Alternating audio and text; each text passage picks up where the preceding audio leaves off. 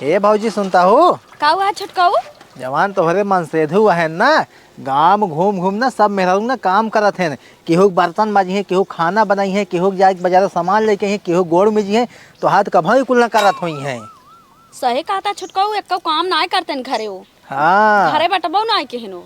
गाँव में गाँव ही है। रुको नदीगढ़ को हम बताई खबर ले थी जाता है। बाटू घरे में हो? बाटू घर में किने आए?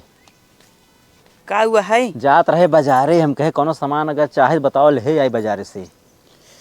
बताई ने, चाय पत्ती ले आया, चीनी ले आया, आलू ले आया, मटर ले आया, बैगन सब्जी उब्जी और शिमला मिर्च और हर एक चीज ले आया ना। ठीक ले आओ। हम गांव में जितना जनी यही सब काम करी थी, जितना काम रहा कुल हमें घरे काम रचो निकना ले आगत। हाँ ठीक बजा ले आया। अब भाई लेके आवत ही। हाँ जा। आवा तोहार सामान लेके आइए। ला अपन सामान, जवान सामान कमी रहे बताओ कर हम ले आ दियो करब ना। का है? का घरा काम रहा था बहरे, तू ज्यादा चौड़ा मारा था। एक ध्यान से सुन ला, अगर बटोगे तो पीटोगे, समझ गए? चलो घर।